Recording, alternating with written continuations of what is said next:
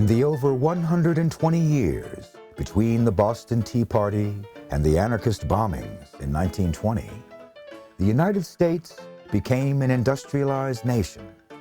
And as factories were built and prospered, so did the cities around them. Factory and industry owners became rich and powerful, and the people who worked for them were no longer the poorest of the poor. With the industrialization of America came the formation of a new middle class. Families who were able to afford better clothes, better homes, and better lives.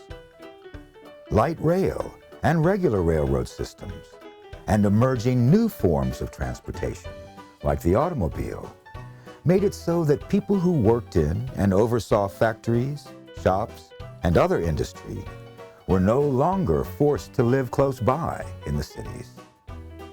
The family home could now be made in the countryside or the suburbs, leaving the grit and grime of the city behind them.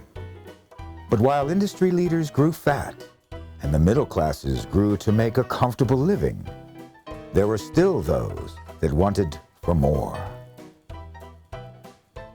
While early renegades, like the men who raided Boston's harbor in 1773, did so with a noble purpose, freedom from oppressive rule, the late 19th and early 20th century lawbreakers were motivated mostly with a sense of entitlement to wealth, but more importantly, to power, and the kind which no amount of money could ever buy. The rise of the gangster in America was one by which men sought to profit off the vices of their fellow man. And what couldn't be bought with money or sin was bought with fists, knives, and bullets. Join us in our continuing look at gangs, gangsters, and the mob.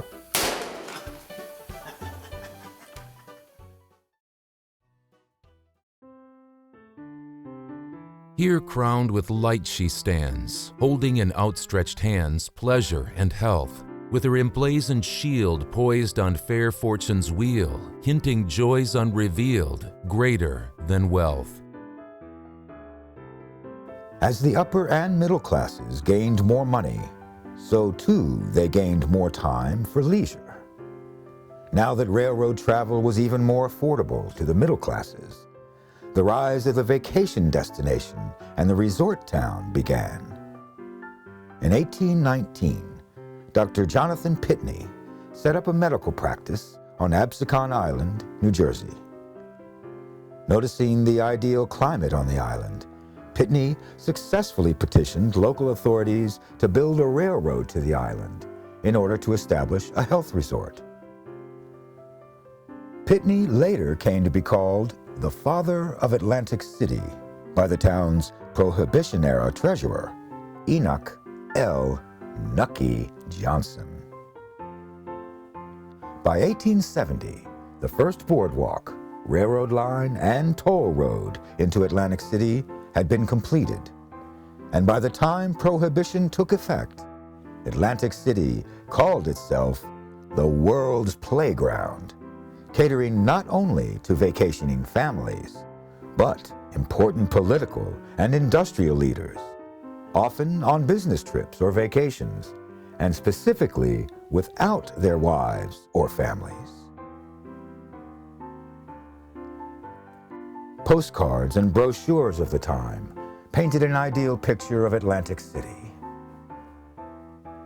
The flowery copy and colorful picture plates sold the resort as a paradise and did well to mask the shady political and criminal dealings at work behind the city's romanticized facade.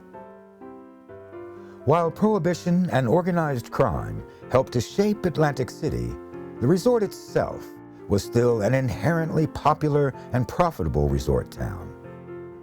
the vice industry, the freely flowing alcohol, and what was essentially legalized gambling and prostitution merely served as icing on the cake for many of Atlantic City's clientele. From Atlantic City, America's greatest resort, Atlantic City is one of the most interesting places in America, not only because as an all-the-year-round resort, it enjoys a practically never-ending season, but also because it is a city of importance among the municipalities of the New World. Its public buildings are handsome. Its mercantile interests are numerous. Its schools and other institutions are large, modern, and well-managed. Its paid fire department is well-equipped. It is withal a most desirable place in which to live.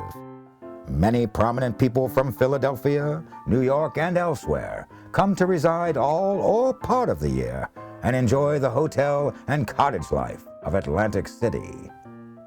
And while other resorts the world over have been content to tamely copy, she has lengthened and strengthened, rebuilt and renewed, until the present structure has been widened in most places to 60 feet and stretches for 8 miles along the Absecon beach front, from the inlet down past fashionable Chelsea, Ventnor, Margate City, and Longport.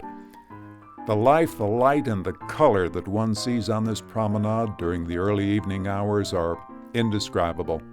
It is an endless dress parade, a grand review in which everybody is one of the reviewers as well as one of the reviewed. At Easter time, it is the National Style Show.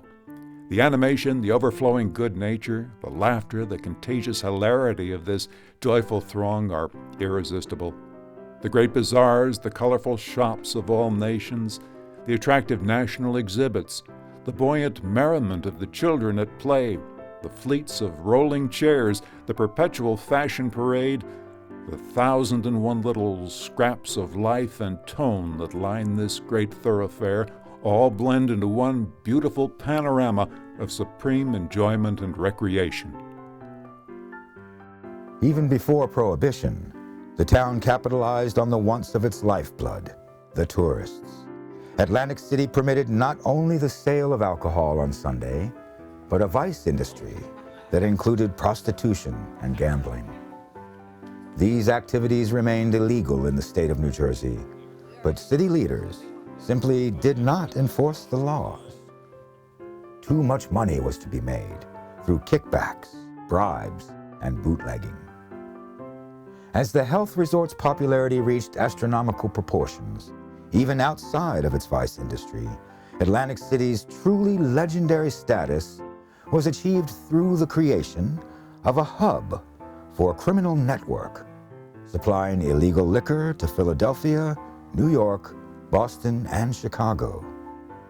The organized crime in Atlantic City operated for nearly 50 years under the rule of one man. On January 20th, 1883, Enoch L. Nucky Johnson was born to Smith and Virginia Johnson in Galloway Township, New Jersey. When Nucky was 3, his father, Smith Johnson, was elected sheriff of Atlantic County and moved the family to the county seat in Mays Landing. From an early age, Nucky watched as his father used politics for his own personal gain. Indeed, Smith Johnson established the pattern of graft and racketeering that Nucky would use in his rise to becoming one of the most powerful bosses of his time. To circumvent election laws stating that no sheriff could succeed himself after a new election, Smith Johnson entered into an agreement with a partner, Sam Kirby. For one term, Johnson would serve as sheriff and appoint Kirby to the position of deputy.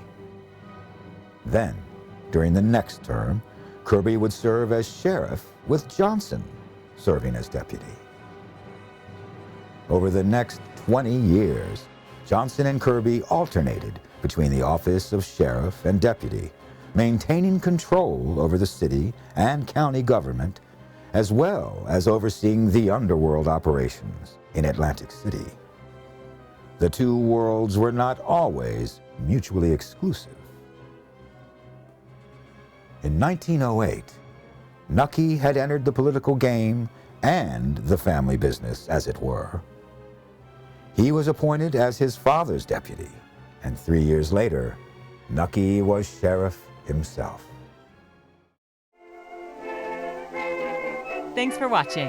If you'd like to help us produce more compelling historical content like this, please like, comment below, and share this video with fellow history buffs. And of course, be sure to subscribe to help keep history happening. Across the sea where flying fishes play.